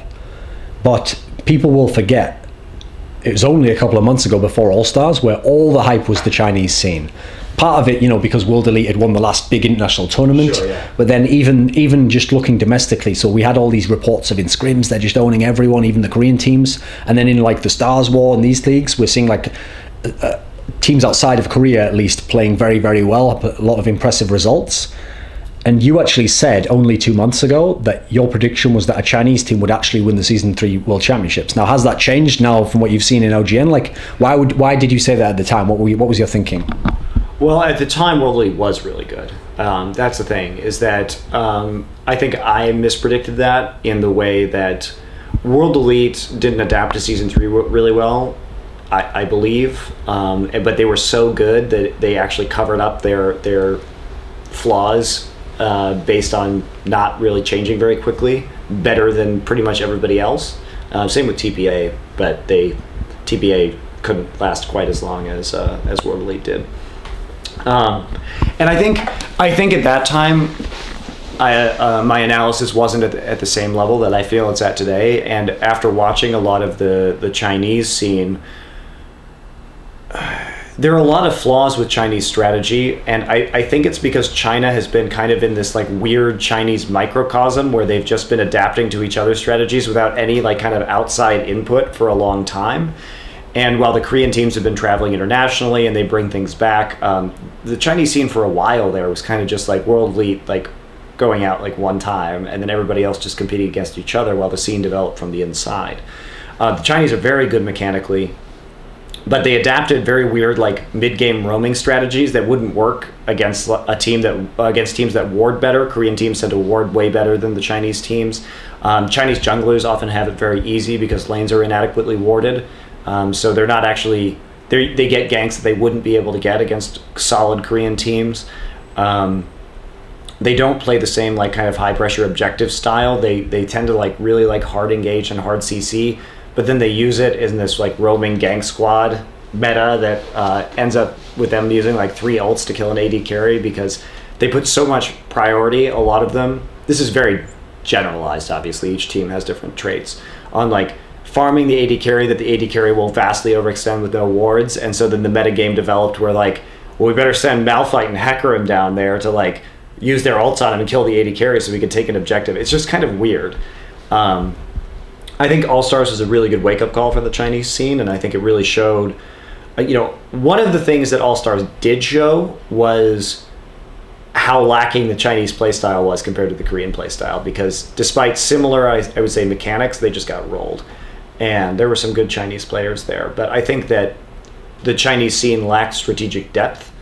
But by the time Worlds comes around, they may have it again, because there have been a lot of like the coach for Royal Club, there was a quote from him that was like, we've spent so much time trying to adapt strategies to beat World Elite that we kind of forgot all other strategies existed. And so I think that was like a really real moment for the Chinese League of Legends scene, and they'll probably do better, I think, by the time Worlds rolls around. They'll definitely be a threat. They could certainly win still, but they need to diversify their playbook a little bit. So the reigning world champions, Taipei Assassins, there was a period where, like you mentioned, they were actually looking quite good early on in 2013, and people thought, oh, they're still like a world power. Yeah. But I have an interesting way of setting this up to get you to analyze it, which is that, okay, so when Taipei Assassins removed Mistake from their team, I think that was a huge mistake. Yeah, well, this is what I'm going to go into here, because I did an interview with Chauster where he'd sort of made a rather brash statement that he actually thought Mistake was terrible and he was bad in all these areas here, but they removed Mistake, and he then went to the B team, the Snipers team.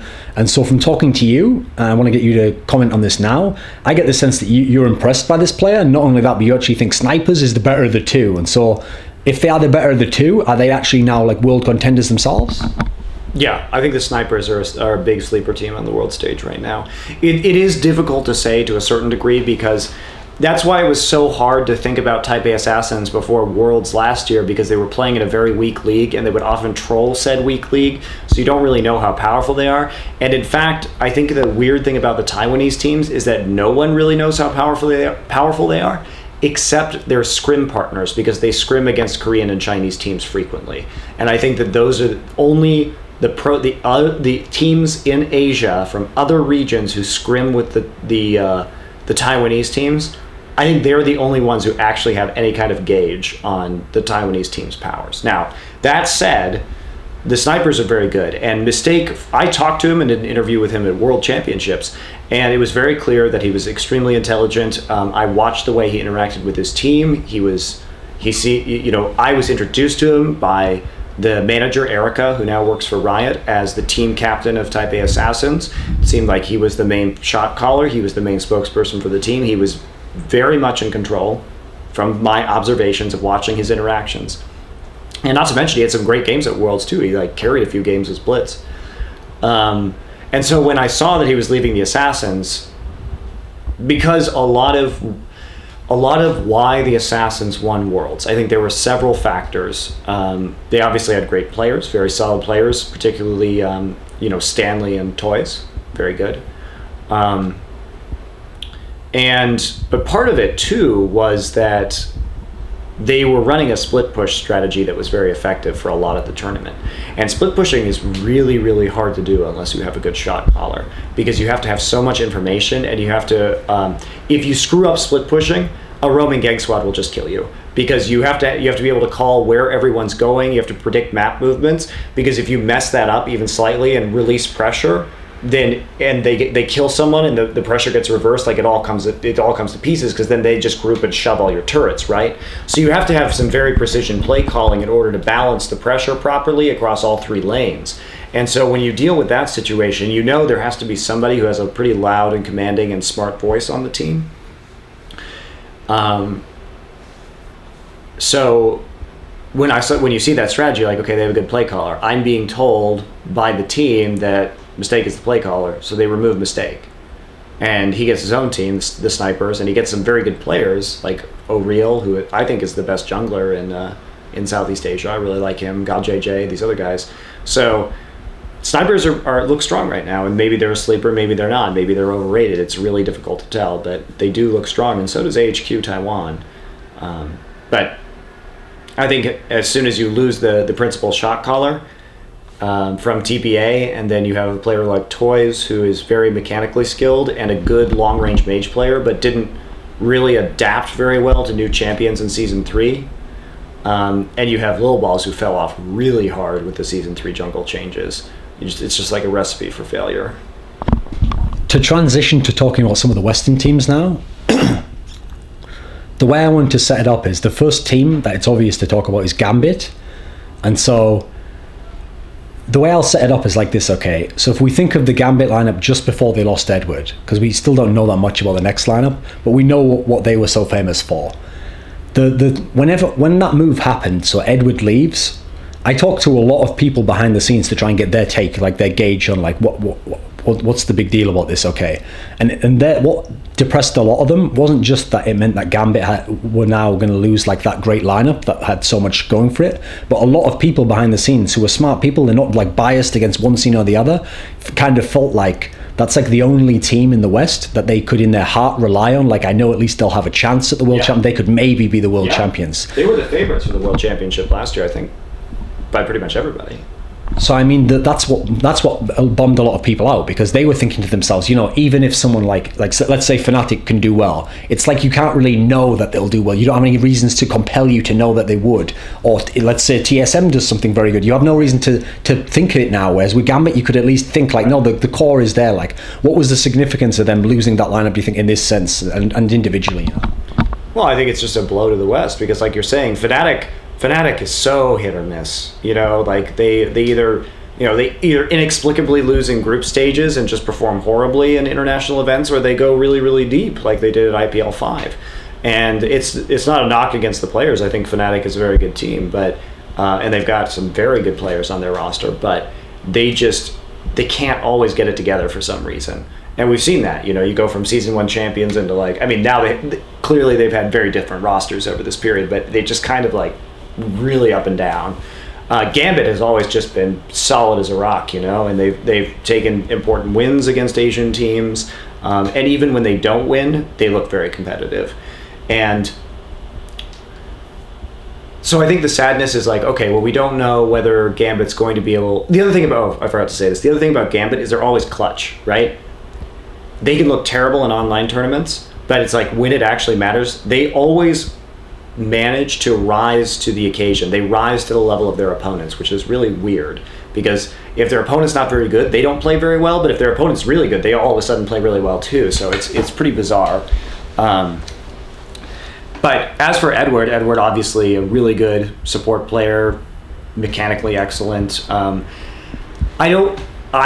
think the jury's still out, definitely on Darker and the new Gambit lineup, but it's my feeling that Edward was not a core member of the strategy and shot calling of the team. Just because Gambit, you know, they typically rely on Diamond and Alex Sitch a lot of the time to like make those calls. And from talking to Alex at tournaments and stuff, that's been my impression as well. And Diamond is really innovative in terms of the jungle picks and like the team comps that they have that allow them to surprise people and take wins. And Diamond is by far the most innovative jungler in the world in terms of introducing new champions or optimizing them in some way. So with that, I still think they can do well, but we have to wait and see. I don't think it's all like doom and gloom yet. Before we go into more specifics of other like NA or EU teams, I wanted to relate this back to like a persona issue before, like some of the things we were talking about with casting and decisions, etc., and the way people perceive you.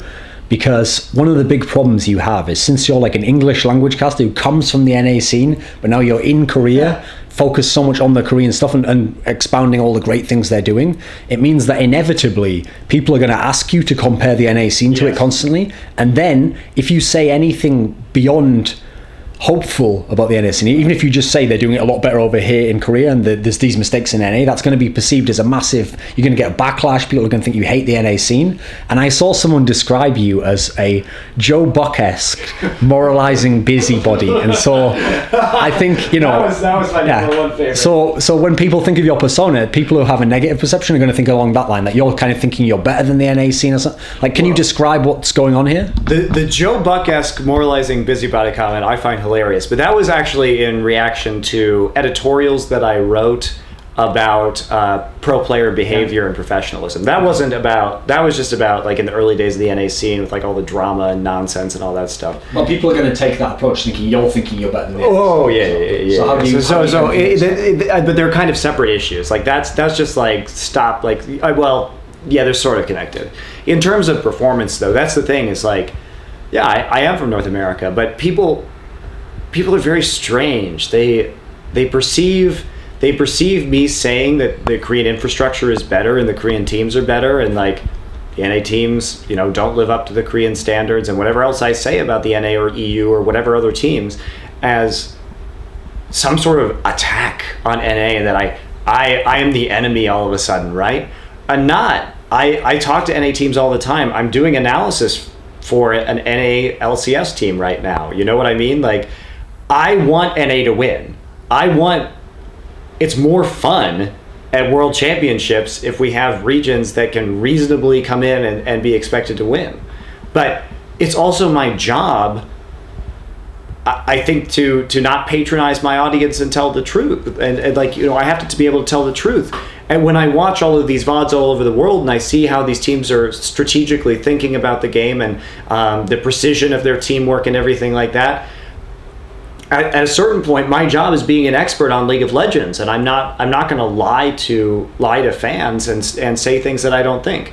Am I right 100% of the time? No, I'm not. No one's right 100% of the time, but I would consider myself an expert in the field of knowing about worldwide competitive League of Legends, and so I express opinions that reflect my knowledge and understanding and research. And so it doesn't matter what I want. That's not what I want. I want every region to have an equal shot of winning Worlds so that we have the most exciting tournament possible, because I love the game of League of Legends and I love esports. But the reality is that I'm pointing this stuff out because I'm trying to get things developed more in other regions, or to take good examples and apply them and grow esports other places, right? So yeah, I mean, you can take it as I hate NA or whatever other crazy ideas you have, but really I want NA to be successful as much or more than most fans, I feel. So, kind of as I've mentioned a few times already in this interview, it's not that people from NA or NA players or analysts, etc., it's not that they're wrong, it's just that they have a way of interpreting what's going on in Asia sort of through their own lens, and so they'll come up with their own reasons as to why things are going wrong. So for example, the infrastructure issue always comes across again like it's a complaint that we can't solve. You know, it's that, well, we don't have the infrastructure. But I want to ask it from this perspective. Okay, so we take all 8 NA LCS teams that exist now, we don't change any player from the lineup, they're all going to lock their roster for a whole year, and all we're going to do is give them the infrastructure. So we're going to give them the coaches, the analysts, we're going to have them all practicing properly. If we do all those external things, how many of those teams realistically in a year would be competing with the elite tier Korean, Chinese teams? Realistically, if we just add in all the infrastructure and we don't have to change the players or the teams or anything like that. Like, what's your sense of it? And the players would go along with this? Sure, they're open to it in this imaginary scenario. I think it would be quite effective, actually. I mean, because I don't see there as being a big talent difference in terms of possible skill, right? And so if you instantly gave all of the other Western teams the same infrastructure, I think part of it's cultural too. It's hard for me to say that because, you know, I'm not a Korean native. I haven't been living in Korea, but I feel like their drive to win is like really intense in a way that it just isn't in as much in North America or Europe. But I think that it would boost at least some of those teams up into perhaps competitive scenarios. I mean, I'm the kind of person though that really believes in the value of training and coaching. So take that for what it's worth, I guess. But I think over the course of a year, you might be able to develop a few teams into world competitive powers. And I think there's, to piggyback off this, I think that there's a big difference. You know, I've been in esports for nearly a decade. I always knew I watched Brood War, I knew about the Kespa teams. I've been a sports fan my entire life, going to 10 years of football games and stuff like that, college football games, you know, constantly watching the sport. And so I know vaguely about football infrastructure. But in spite of all this experience, when I came to Korea, I was still amazed at the difference between the infrastructure. I think it's really difficult for people to understand until they come to Korea and see it. Even for somebody who has all these, like, has watched the games, knows about the scene in Korea, knows about the teams, knows in theory, like, what this infrastructure looks like, to actually see it and it in operation is like an entirely different beast. And then you really, it's only when you come to Korea and see it that you really realize how big of a difference there is. Because to kind of call back for this next question in terms of looking at NA players, so to call back to an earlier topic we talked about, we kind of touched on the fact that a problem that's systemic in NA right now is that you have certain players. I guess the best term for them would be legacy players, where they were star players, or their personality is so huge and well branded that they are not only are they integral to the team from like a sponsorship point of view, but maybe even in terms of how their teammates think of them. They would just never think of moving these players. And yet, if we were in the Korean model, if they weren't performing, they would just be out no matter who they were. It's like you can always get new players and build new stars in Korea, etc. But that means that in certain NA teams, the roster can only change so much. You can tweak it a bit, but there's going to be certain problems that will always be a result of that player, etc. And so when I was thinking about how you could reshuffle NA teams, for EU, this doesn't work okay, because the secret component people never mention in EU is that people speak a different language there. So you can't just take Russian players and put them with Swedish players and put them with English players. Like they could have a working knowledge of the language, but it wouldn't be the same. Yeah. NA, in theory, you can put anyone together as long as there isn't a personality issue. Right. So to ask for you to use conjecture again, if we imagine, okay, so tomorrow we take all 8 NA LCS teams and we just disband them all into a group of players. And then someone who's an expert at LoL is going to come along and they're going to pick from these players and they're going to make, say, 3 or 4 teams. And they can pick whatever the rosters they want. But the idea is they're not just going to pick the stars, they're not just going to pick the new players, they're just going to pick teams that would work. If you were to do this, like realistically, would you like have contenders overnight for the world stage? Is the talent pool like that? What do you think it would be like? No, because they still lack the training. Right, they're behind in terms of strategy, and they're behind in terms of mechanics, and they're behind in terms of team synergy and the ability. It's not just like team synergy, of course, that would take time to develop it. The way to communicate, I feel. This is how I feel from watching them play. It's not, the teamwork isn't as tight, the coordination isn't as tight. It's just not there. So there must be something that the Korean teams are doing and the Chinese teams are doing to. They've refined the way they talk to each other in game, as well as like their instincts about how to be on a team. So you would have to have that for sure. And so overnight, no, they can't compete really. I mean, I feel like we saw this at All Stars. I feel like All Stars was like exactly that. You know, the fans picked players who the fans thought were the best in each particular region, and then they had a certain amount of time to practice, and they sent them off to China, and I mean, NA and EU got kind of stomped, you know, like that. There's no other way to put it. Like they got destroyed. Like wasn't close.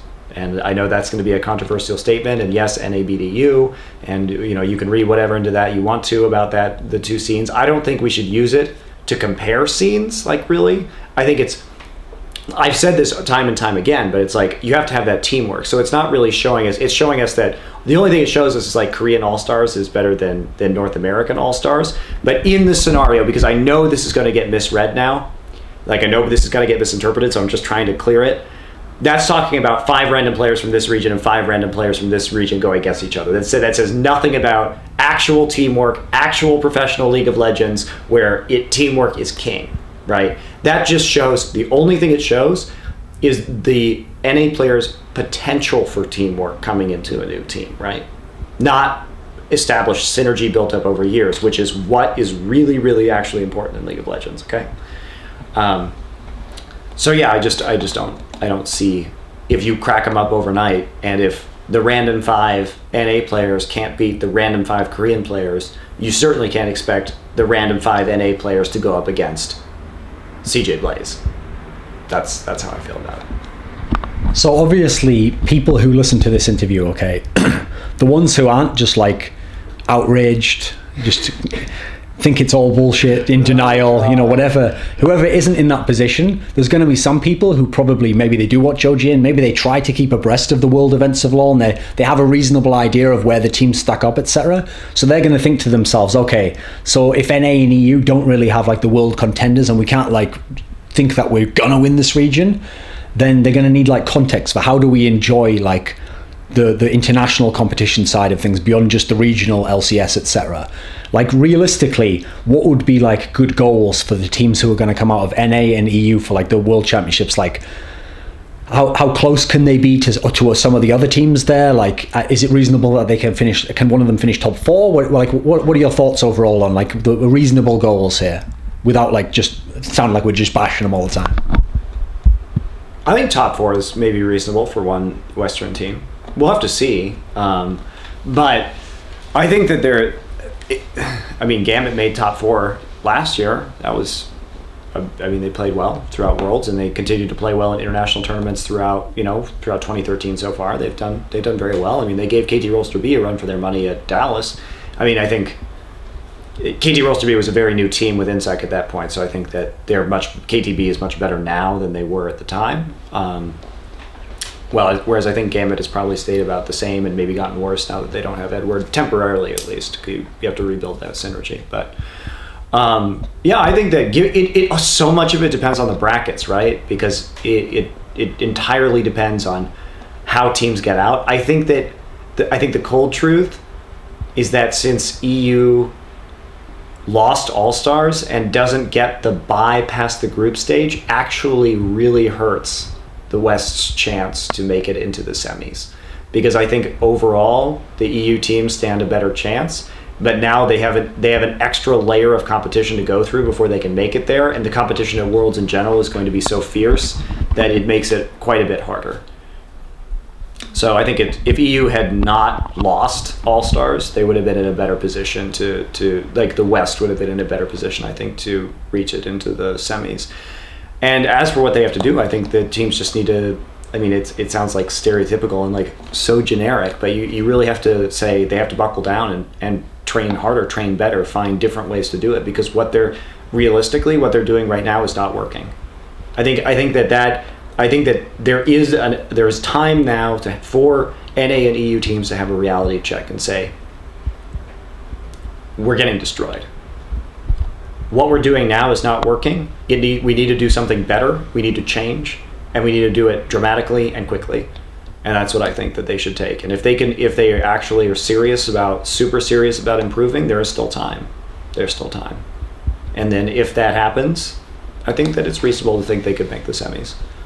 I would be very surprised if they made the finals or won, but it's one of those things too where anything's possible, right? In a best of 3, come in with a really good strategy, who knows what'll happen. So since this is like the conjecture point of the interview where we're winding down a bit, another scenario that I thought was relevant to kind of bring up was, so we recently had this like somewhat amusing debate over rankings. How would we rank all regions in the world? And obviously, when someone watches this interview, that might seem like an old hat thing, but as a concept, it's interesting because it's so difficult without international competition to stack up where does every region, if you mash them all together, where would they really rank up? And so, unfortunately, I've already kind of mentioned the 2 polls already multiple times in this interview, so people want to believe, okay, either people are overrating the disparity and, TSM and Gambit and Fnatic would all just compete with all the best Asian teams if you put them in the mix. Then people feel like the opposite to that, though. People always want to build this as the opposite, is that you go totally Asian and you go, no, all the Korean teams would be the best and then they would just be much higher. And so I want to put it like this. Let's say we took 2 teams, okay, so I'm going to take NaJin Shield from last OGN season, and I'm going to take the SK Telecom 1 from last OGN season. So we've got the Reaper team, and we've got the team with Loco Dokwan. Gotcha. Not elite teams, but 5th to 8th place was where they finished. That's like a reasonable, like an accurate view of how good they were. So they're top 8, but we don't know where, like between 5 and 8. If we took those 2 teams and put them both into this season's NA LCS, now if the first position is correct that the Americans could compete, etc., then since they're 5th to 8th in Korea, they'd probably say maybe they'd be like 3rd or 4th best. But I get the sense from talking to you and other people who know a lot about the Asian scene, they really think that even these 2 teams who weren't the best in Korea, they'd like dominate NA LCS. Like, thoughts? Well, to be fair, we do know because of NLB that NaJin Shield took 6th, and that SK Telecom Terminator took 7th through 8th, just because of how the system works. But and therefore NaJin Shield took 5th in the last season of Champion Spring. NaJin Shield with Expression, I think, is a team that had a lot of potential. I think they had a lot of flaws in terms of their executing certain strategies, but their fundamentals were quite sound. And I think that if they went into the NALCS, either of those teams, to put it right now on the table, either of those teams were the NALCS, they would have a very strong chance of winning. Yes. Yeah, very strong. They would definitely be the favorites. Could they actually pull it out? Who knows? It's a theoretical situation, but I would put my money on them if I had to put money on anybody. Shield, like I said, Shield has solid fundamentals. Shield has Expression. Expression is a better top laner than anybody else in NA by far. And the rest of the team is quite good as well. So they sometimes derped when they were trying to like finish a game or whatever. They'd throw randomly, but I feel like in general there are a lot of throws in NA, and so in some ways like there are times where they could have like there would have been some throwing back and forth, but that's like common for Shield style. And as for Terminator, they're very different teams actually. Terminator is actually strategically brilliant. They come up with Reaper comes up with the wackiest stuff to do in games, and so I think that I actually think this is going to sound interesting. I actually think that Terminator would do better in NA because he does so much crazy stuff that I don't think the NA teams would be able to adapt as well. And he's not afraid to do new picks or do new strategies or like use items in really, really weird ways. And a lot of the reason why we even see Spirit of the Spectral Wraith and like these jungle items on laners is because that's what Reaper figured this out on top laners and then started implementing it very effectively. And so now that's kind of like expanded out. But a lot of that comes down to Reaper, right? And so the problem with Terminator in Korea was that their lanes were kind of weak. And so they would just accrue too much of a deficit. But they are certainly capable of outsmarting their opponents, and I think in a region with generally like where their lanes would match up better in terms of skill, that they would be really strong. So I think Terminator, out of those two, I think Terminator would have a better chance than the NALCS. Okay, so for my last question, and I always do my hypothetical one, okay? So the way I'm going to do this one is, there's no aliens. The overlords are already here, but they're Koreans, obviously. So Korea is going to put together its like godlike all-star team, a bit like at All-Stars. And basically, again, we're going to somehow decide the fate of the world here, but instead of the fate of the world, we're going to make it the fate of Europe and North America. So instead of having a war, it's going to be fought in LOL. And so my idea is, MonteCristo gets drafted in at the last minute. They say, the war's about to start, so we need someone who has inside info on these Koreans. Okay, so what we need you to do is you have the talent pool of all of NA and all of EU, and just since it's going to be an all-star team, again, it's not that much of an issue that players might not have language commonality. Yeah. But we need you to put together a 5-man team out of those two talent pools that could at least have a chance of beating this godlike Korean super team. So who would be in this team for you to have the best chance? That's... The key is here that you're combining the regions. Right. I'm contemplating. It's hard for me because, I'm more of an expert in the Korean scene. It's not like I don't watch NA and EU LCS, but I certainly spend less time analyzing them actively. So, well, I think you have to go with double lift at AD carry.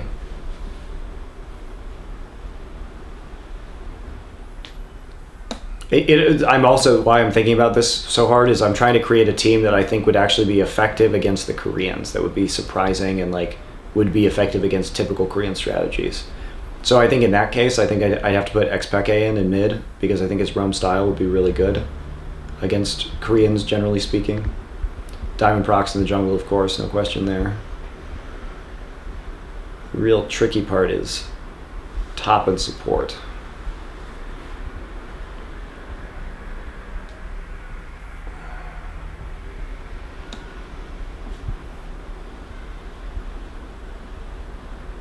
I think you have to put in Soaz just because I feel his champion pool opens up a lot of options in terms of team comps, and he already has that really good synergy with XPK.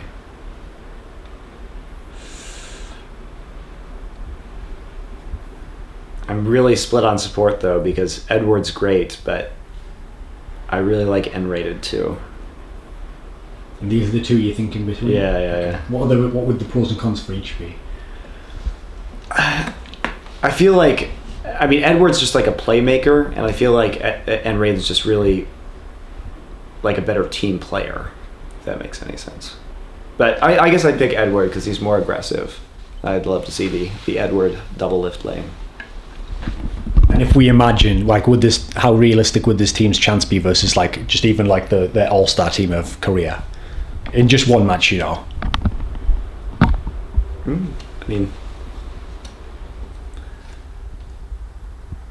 I mean, okay, maybe. I think there's a language, like we're ignoring the language issue, but I mean, I think that that particular set of players, it's pretty individually strong. So with the right kind of dueling or skirmishing comp, they might do okay. They would have somewhat of a chance to win. In a 5v5, like if they were running a comp that required 5v5 team fights, that no. Okay. But if they were running a